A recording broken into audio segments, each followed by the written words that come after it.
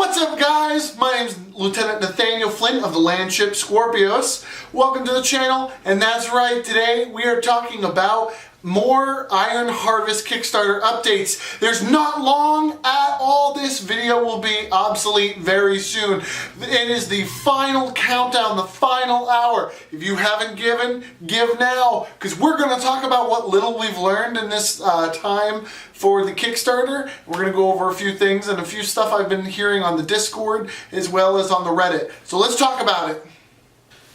First off, let's talk about where they are right now at the beginning of me filming this. So right now they are sitting pretty at 1,169,735.55 for US dollars.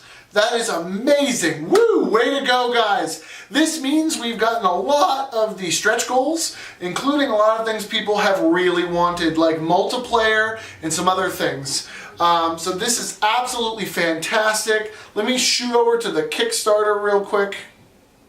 So on the Kickstarter main page, they're at 1 million, and they've got about 12,759 backers, but at the time of this recording, there's only 5 days left. Hopefully I can get this out tonight. I'm going to be trying to edit it as soon as possible. But we are less than a week. It is go time. This is going to end this week. And it is, if you haven't given, it's time to give. So let's talk about some things that there seems to be confusion over. I've looked through the Facebook messages, the videos, the comments, everything like that. So let's just talk about some concerns and some things that people have been discussing. Let's start off about these stretch goals. About we keep saying we reached multiplayer. We did all this, and a lot of people are very upset. They're saying we're not giving to a game that doesn't have multiplayer in it to begin with. It shouldn't be a stretch goal. We're not giving to this because I want this in it. What's the point of having multiplayer if you don't have a ranked system? What's the point of a multiplayer if you don't have this? Like, oh, we're not giving to this. This is a dumb thing. So let's talk about this for a second. So as they've made very clear time and time again, this Kickstarter is about how much money they can have to do as much work as possible without going to a publisher. Now it sounds like what they've decided is they're going to a publisher. It's going to happen. It's going to help them reach a wider array of people, get a lot more, a lot more media attention to the launch of the game. They're going to be able to do a lot more with a lot less. It's already going to happen. They're going to a publisher. However, the difference is what they have done and what funding they already have when they go to that publisher. So let me explain in a second. So the reason why they have this is if they had the single player funded, or let's just say they didn't fund, they couldn't, this Kickstarter flopped, and they went to a publisher. The publisher could very well say, I'm sorry, we will publish this game, but obviously it's not going to work. We want these three, but we want half of their team for premium members. We want them to pre-order it with a season pass. So you get half the campaign, but the ending half of the campaign, season pass material. Yeah, that's right, DLC, DLC, DLC. We're going to be doing tons of loot boxes and premium member items, and they'll masquerade them as small conveniences, but it could be all that game breaking stuff. Let's not forget how, Battlefront turned out. And that's just not what we've been hearing from the creators about this game. They have been very adamant on they want a strong single-player campaign, a story-driven narrative that people are going to love. It's going to stick with us for a long time. The multiplayer, of course, also needs to be good for the longevity of the game, but they said that there's a dime a dozen multiplayer games out there.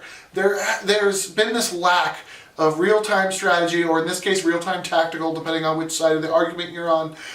There's been this lack of strong single-player content, and that's really what they're pushing for. So now that the game is funded, they're not budging on that. When they go to a negotiation with a publisher, they know that they don't have to budget on that. They have met their funding need for multiplayer, for the game, and they don't need to budge on that.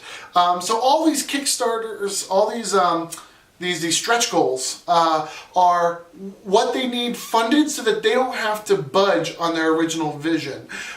So for instance, they finally got multiplayer, and that means, yay, we've got it funded, this is great. And a lot of people are like, well, I wasn't gonna give if there wasn't multiplayer. This is just what they have to get to the table. So if we look at the the ones that they're not at yet, so I think the next one which we might hit is the co-op challenges.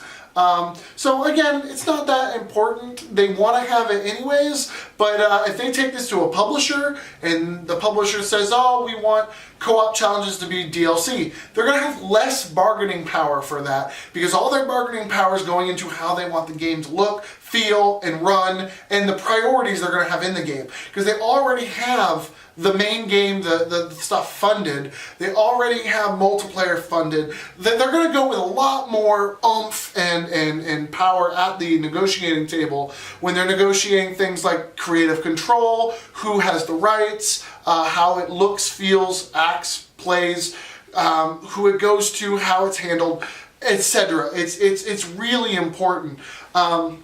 And all of this kind of stuff is better handled in their own. So now that it's funded, we don't have to worry about it. They're still going to go to a publisher. We're not trying to keep it indie or something.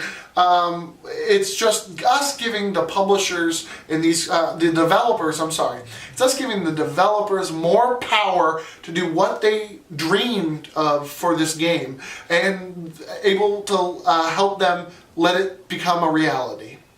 With that being said, that we are very close to the next stretch goal, which is co-op challenges, which is the one I did. I'm a huge supporter that we can still make it to the free DLC campaign, but again, with only 5 days to go and the giving has really slowed down, I'm not sure if I see it happening. With that being said, if you didn't know, in my other video I talked about the tiers and how I felt they were a little bit awkward, and I really wish I had done other things so that I could get everything to talk about on this channel. Well, they've made the tiers a little bit better. They do have a get everything tier. A lot of people didn't like that there was a point, I think it was the Battle Bag Collector's Edition kind of deal, where they had some things like the bag and the medals and some things that you couldn't get when you went to the next one up. It just stopped. And then there was the Kickstarter edition and stuff with the art book, that was the physical art book, and the little mech figurine that were really cool, but for me, and as I said in my other video, it didn't make sense for me to spend more money to get less. It was a lot more money to make the next jump, and I just didn't feel comfortable doing it. I got the battle bag. That was very much in my safety price range, and I wanted to get that stuff for the channel to show it off and have it be cool. Well, they added in a new feature. It's added to the more expensive perks.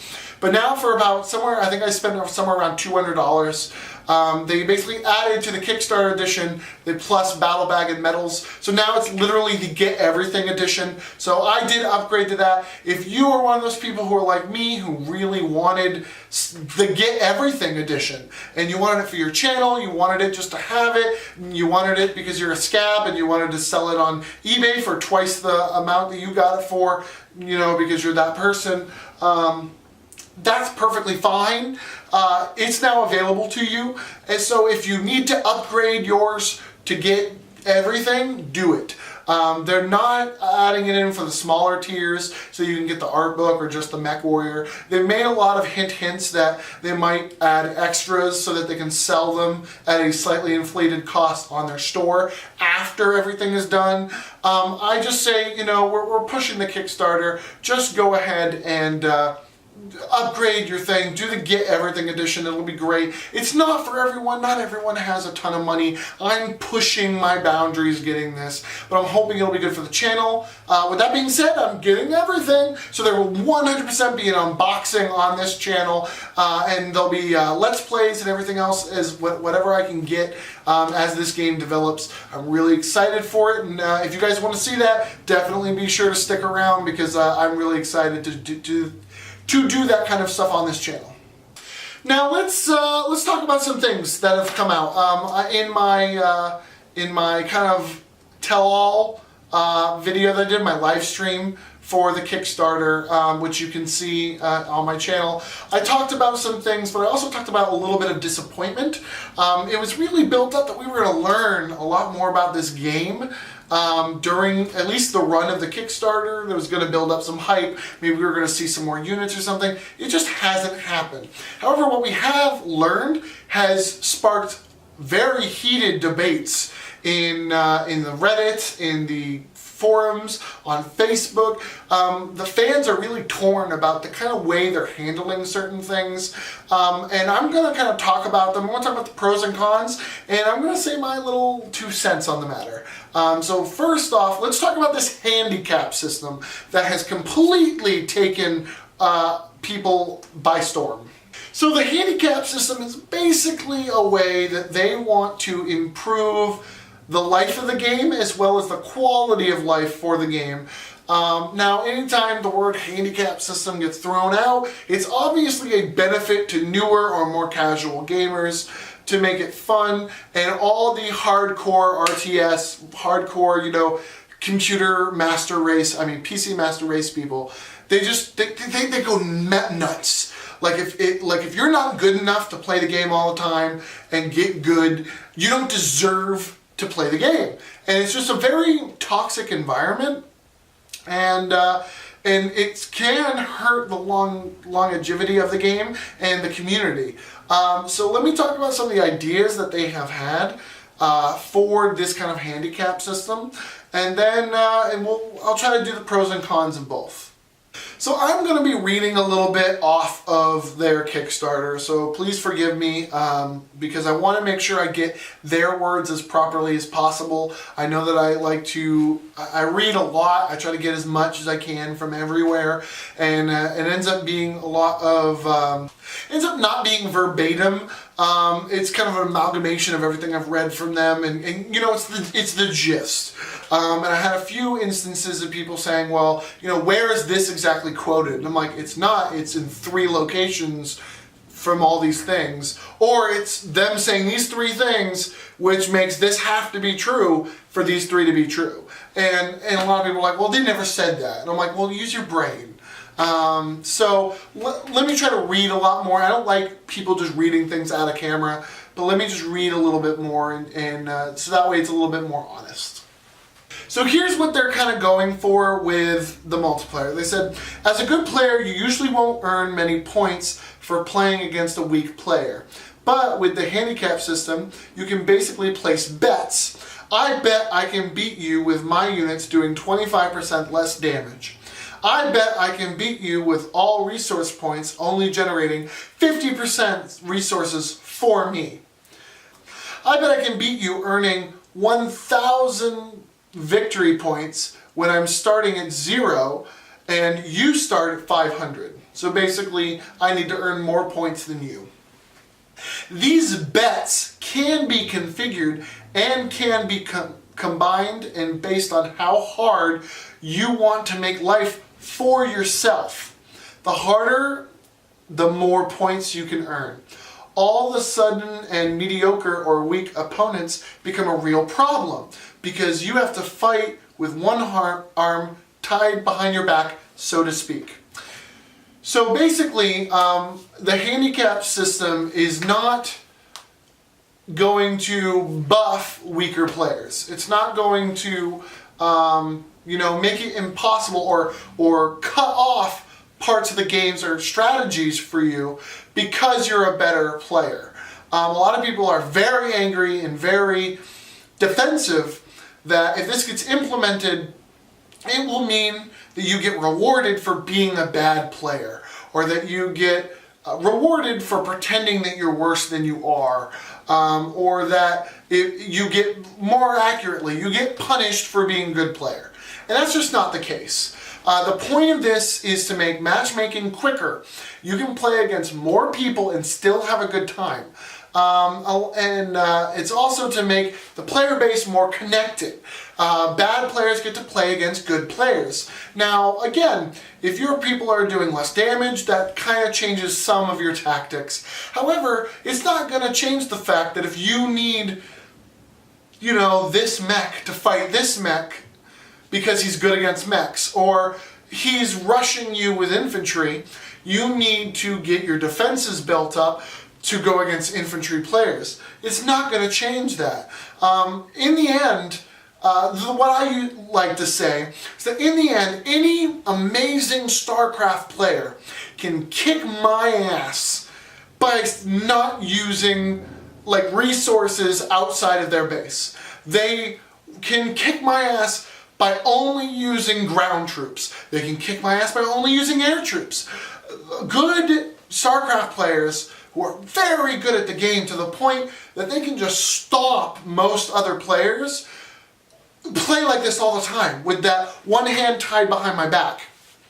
And if you're a really good player to the point where you're offended that the game has to nerf you to fight against other players, chances are you're still going to wipe the floor with them. It's still going to be fun. Or you're so good you need to learn how to do things differently. You need to learn a different way to go about it. And that's probably what you want to do. You don't want to just go through stomping on all the little guys. That's not fun. And then what ends up happening is you'll learn things as much as the new player learns stuff, and you'll go up against good players again, only maybe you have a different tactic now, or maybe you got to try units you don't normally try. These kind of situations will help keep the player base playing with each other more often, instead of having a 2% elitists who are just trying so hard to just fight each other all the time, and maybe they have way higher matchmaking, or worst case scenario, you have people quitting because they get rushed very early, or they just go up against a wall of an amazingly tactical, good player who just wipes the floor with them, or worse, plays with them. I always used to hate that. I used to get in StarCraft ones where people would come check out my base and go, "Oh my god, you don't know what you're doing." And then they would just fuck with me all game, just make it impossibly hard, and then noticeably hold back and go, "Okay, try to rebuild with this because I tell you to." It's not fun. And guess what? StarCraft 2 came out, I got my ass handed to me day after day. I don't think I won a single multiplayer match. I played the campaign, I got the fuck out. I went back to Call of Duty, I went back to Battlefield, I went back to games that I could hold my own in. And yeah, there's the whole thing of maybe you're just, a shit player, or maybe you just need to play shitty games because that's your type of game. Yeah, no, let's not be hurtful. But yes, there are different people who excel at different game types. It's called being a different person, and it happens. But I do enjoy real-time strategy games. I did not have that attitude in that situation when I played Age of Empires online. I was a weak early gamer, but late game, I could hold my own with some of the best of people. And I just had to make it there, basically. And it's just a completely different play style than some of these other games. So I think that trying to make it so that your player base just plays with each other more, and people aren't getting absolutely destroyed in their first few games or all their games just because they keep getting matched with these highly skilled players.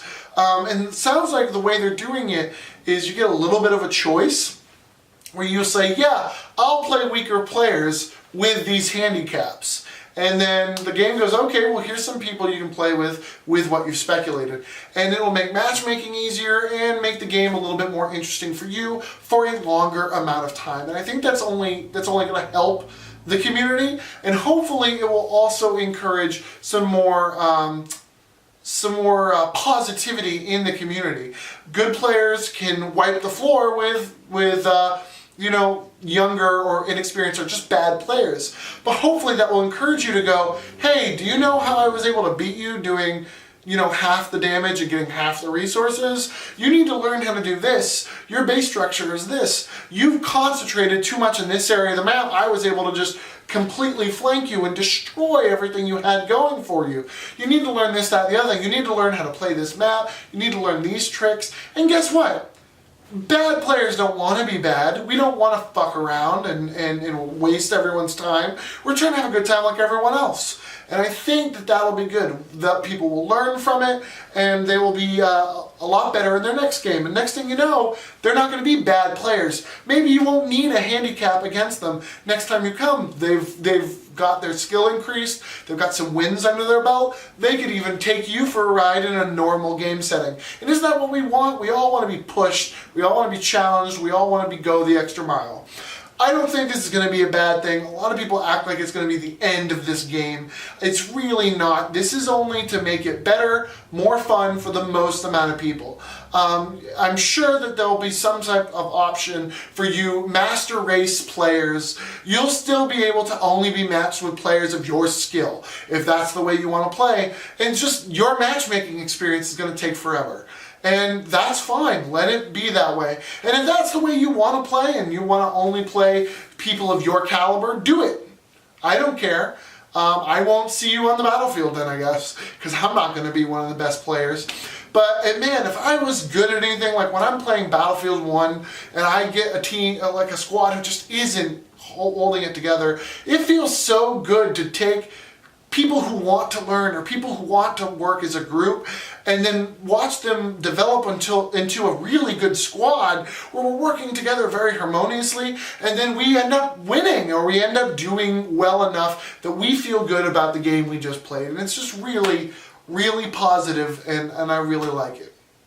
So I basically just gave a synopsis of my feelings of all the things they've talked about without actually going into more of the changes. I'm just going to rattle them off as they have listed. You can see this on the Kickstarter page or on their Facebook or on their actual website. They have all these listed, so I'm not going to waste your time any further ranting about it. I'm just going to quickly go. So they want to add anti-snowballing measures. They want strong incentives for people to finish matches. So it's absolutely not worth your time or effort to quit a match that you are obviously losing or quit against a player who might be a little bit better. There's a lot heavier incentives to finish the match regardless if you're going to win or lose. There's no dominant strategies. They really want a lot of strategies that work or strategies that you can abandon if they're not working out and quickly adapt. So that way there's no win-all, there's no Zerg rush that will just decimate newer players or anything like that. They want balanced factions and units. Every single RTS wants this. This is nothing new. Everyone wants you to, if you're a good enough player, to play with any three race, any three faction, and be able to rock, paper, scissors the fuck out of the other factions. This is not new. This is better said than done. There are obvious, factions that excel in certain situations than others. There are obvious ones. I often think about StarCraft, which I've been mentioning a lot of. There's obvious ones like the Protoss, who are the expensive, high-level units and buildings, but they pump out the strongest and hardiest units. The issue is that their own strategies and things, there's very specific ones that work and other ones that have no chance of working. And it's just extremely tough to do that, while there are other units that are just basically, hands down, just way better to go with. So hopefully, all three factions will be balanced. It sounds like they've been putting a lot of thought into how they want each one to play. It's just grain of salt. You don't want one to be completely overpowered the other, or you don't want the three factions to just be three different skins, because they all play generally the same, which makes them balanced. It's just, then you're just choosing what color skin you want. They want variable match duration and size. So they want people to be able to play for however long or little as they want with as many people as they want. Keeping the player pool, potential opponents, as big as possible. This will decrease wait times in matchmaking and increase the amount of community interaction that there is. And I think this is fantastic for a game or for a game community, especially one that's focusing so heavily on lore and the single player experience and everything. I really like that cooperative aspect, and hopefully, there's a lot of support for it. I think there's been a lack of this in the video game market, with this whole idea of just the community and the pool players being positive and being together. I think it'll be a good thing to have this in it. And then they also want easing in newbies, which any game should really prioritize. I wouldn't go as far as easing in newbies in the sense of just shitting on people who are good, but you definitely want people who are new to the game to not feel intimidated or to not feel like, oh, well, obviously I didn't rank up in the first 3 weeks that this was launched, so now I'm completely, at ends to go up against most of the player base, so I'm just useless, and then they just move on to another game, and it's not what we want. Again, as they said for multiplayer, they want to keep matches as exciting as possible, whether that be longer matches, more matches that complete, more matches that are interesting, and more matches that aren't easy, so that you just feel amazing, but matches that are constantly pushing you to do better and pay attention and not get too comfortable with one strategy or one faction or one situation, ones that really push you to be your best that you can be. And I think that's a good way to look at multiplayer, to keep people coming back, to keep people doing it. I think that's why we play multiplayer in general with other people, is because we like the fact that when you play with enough people for enough time, you're going to have to constantly get better at that game. You can't just be good and then coast. Like, the more you play with different people or the same people, people are going to get better, people are going to get wise to your strategies, or start adapting your strategies to themselves, and that's going to cause you to adapt as well. I want to talk some of their gameplay rules that they talked about. I have some opinions on these. Some of them are good, others I think go against the genre, but let's just talk about them. Let's talk about general opinions real quick. So there should be as few rules as possible and as few exceptions from these rules as possible. This sounds to me like a good game in general. This is kind of how Rivet Wars works, where there are as few rules as possible. It's easy to pick up, easy to learn, and as few exceptions as possible, which means as few surprises for new players as possible. That way, if there is an exception, there's a reason for it. And there's a gameplay reason of why that exception in this instance is fun. And just the quicker you can get into the game and understand it, especially master it, the more quickly you can get into developing your playstyle for that game. And you can get, as soon as you master the rules, you can get more into complex strategies. You can start playing, strategically with your other opponent. You can start outthinking them, out-mastering them, adapting to the strategies that they're playing. If you're just concentrating on how do I play and why do I do this, or what does this unit do? Oh, I think I want to buy some of these units because they look cool. Like, if you're spending too much time trying to remember that, you're not going to be having that, combatant relationship with your foe. Which is, in theory, these are war games, and that's what you want. You want those encounters to feel like you are adapting to their strategies and trying to counter them with your own, or just destroying them with a strategy that you just believe firmly in. That's just what makes wargaming well, and as few times as you need to spend understanding the rules, the better. Rules should be communicated clearly, or even better, rules should be experienced instead of taught. This sounds like an amazing tutorial level.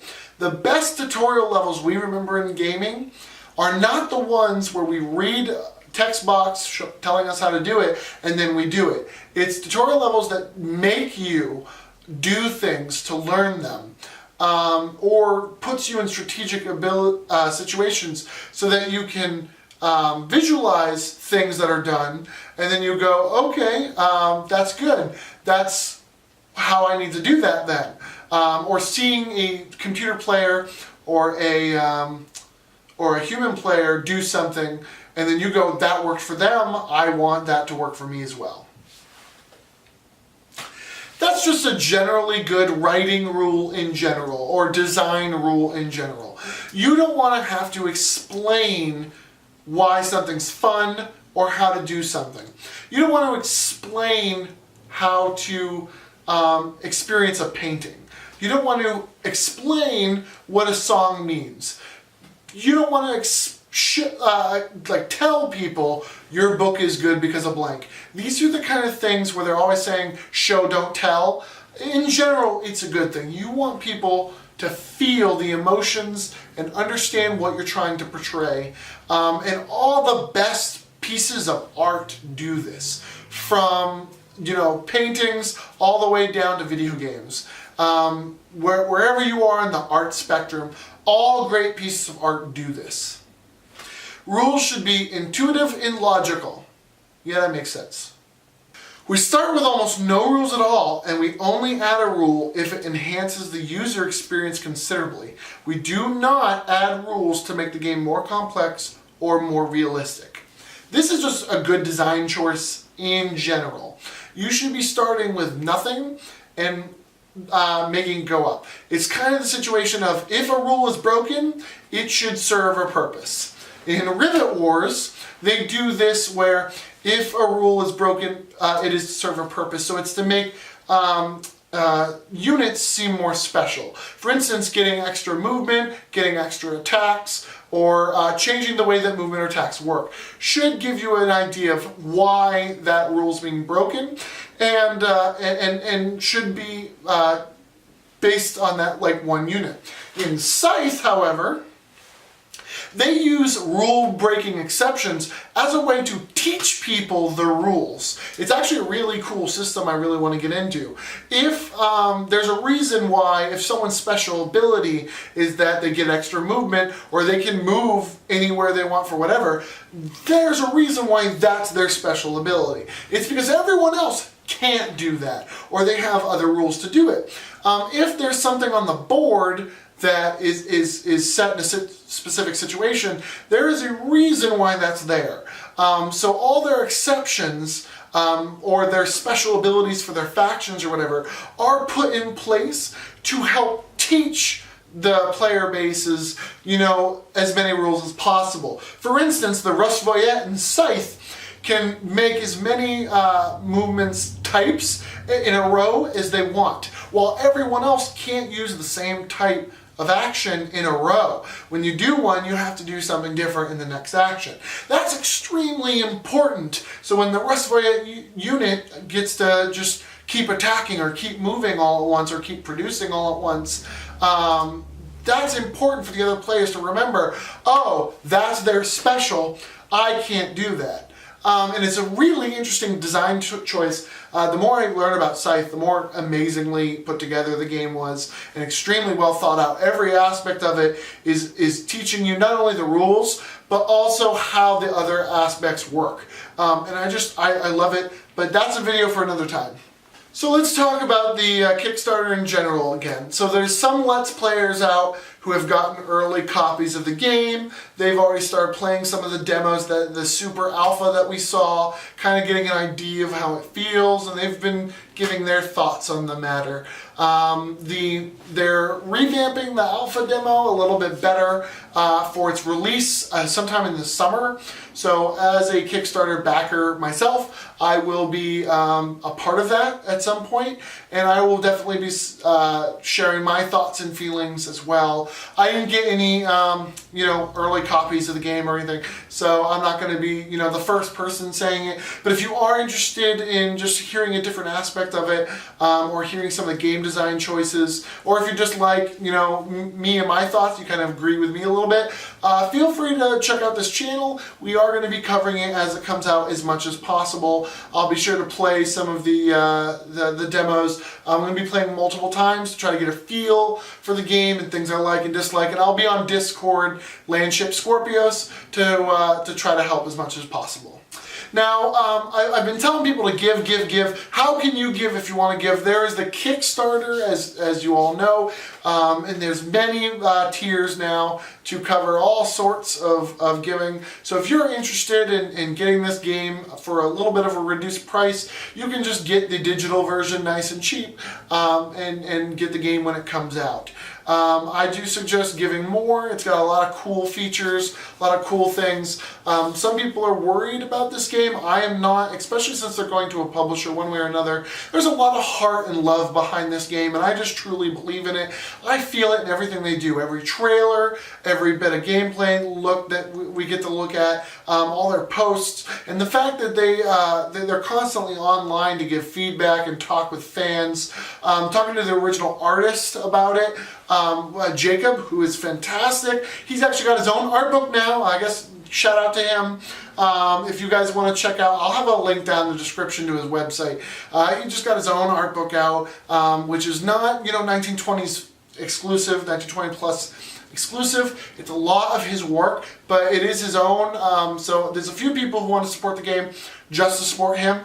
That is good, and I do suggest you do that. However, if you do want to support him, he does have his own art book out recently, and he has been extremely excited to work on this game. He said it was extremely fun, just like Scythe. If the game people force him to just develop the world and develop the lore a little bit more, and he said it's extremely fun to work with that and get to do that. Us Diesel Punks and Steampunks absolutely love it. And with that, what are we going to do now? Basically, we are going to get to the end of the Kickstarter. Again, about 5 days. It'll be the end. I want to do another video that's a complete wrap-up of the Kickstarter. Where did we end? How did we get there? And kind of talk about it like that. Hopefully it won't be, this long of a distance. I was going to do update videos throughout, but I'm only doing one at a time, unfortunately. If you want to get involved in the conversation and give your 2 cents to everything we've talked about, to the gameplay, to the matchmaking, to the handicap system, everything like that, there is the Discord channel. If you give to the Kickstarter, I do suggest doing that because the makers of the game are on the Discord channel a lot. They're listening to everyone's feedback and their feelings and their concerns and their fears, and it sounds like they're really taking it to heart. They've been absolutely wonderful about this. So I would definitely get onto that Discord channel if you can. There's only 5 days left to give, and if you don't give, you don't have access to it. But that's not the only spot by far. There is the Kickstarter comments, which you can give comments and questions or concerns. They've been active on there as well. And then, of course, there's their Facebook. Their Facebook, they've been absolutely the most active on. You can always get involved in the conversation. There are several Reddits. Here, give me 1 second. So there are all these different Reddits out there with different, subscriber counts. The hat I'm throwing in is Iron Harvest 1920 Plus, which is / Iron Harvest Game. It currently has the most Redditors following the Iron Harvest series, and that's where I've been the most active since they've got it set up a little bit more professionally. There are plenty of conversations there with each update and with people's concerns and everything. So if you want to get involved, I would definitely suggest that as well. There are also some Facebook groups for Iron Harvest that appear to just be a bunch of pictures, and of course when the updates get posted, there's the updates. So maybe not them as much, there doesn't seem much conversation going on, but there's the Reddit, there's the Discord, there's the Facebook. There's a lot of places to get involved in the conversation, and the developers are doing a great job of listening and hearing and trying to interact. I give them major credit for that. And with that, I think this has gone a little bit too long as it is. So that's it for today with this video. If you haven't given, please go give in the time that I have been doing this. We're already up to 1,170,000 plus. So it's definitely, you know, clawing its way ahead a little by little. But I'm at my max that I can give for this game. So share the Kickstarter wherever you can. If you can't give on Kickstarter, you can give on their website, which is the King Art Games website, where they accept PayPal, which a lot of people have loved. So definitely give on there if you can. Share it to people. Share it where you think you can. Steampunk communities, dieselpunk communities, RTS communities. A lot of people keep making references to Company of Heroes. So Company of Hero, you know, communities. Everything that you can to get this game out there. I do want to do a wrap-up video for the Kickstarter when it ends to kind of talk about where we ended, what we can expect now, whatever updates we get in that meantime. For now, I'm going to call it good. If you want more videos, do feel free to subscribe. I am going to be doing more Iron Harvest videos. I do Steampunk and Dieselpunk video games reviews, and I talk about them a lot. I do River Wars. I also bought a copy of Scythe. If that's something you want to see, definitely let me know down in the description, in the comment section. I also do some other videos. It's about to get very busy for me as con season's coming up. We got Watch City. We've got HuzzahCon. I'll be doing River Wars there. We've got so many other things coming up, and it'll be absolutely fantastic. We've got, I do videos for them, so you can definitely check them out. I do event videos, I do other steampunk videos. I started World Hatstery 101. If you ever wondered the history of some of your favorite hats, that series has been doing that. I got so much going on my channel. Definitely subscribe if you can and let me know. If you want to do a collab or anything, please private message me and we can discuss how we can do a collab. I would love to do more Iron Harvest videos. As more develops, it'll be fantastic. I thank you guys so much. We're almost at 50. Our race to 50 is almost there. So please do subscribe. Share this video. That helps the channel a lot to share it. Thank you so much. And I hope you guys enjoy. Give if you can. Go on. Go get it. Go. Battle bag, medals, art book. Go. Go. Get off. Go.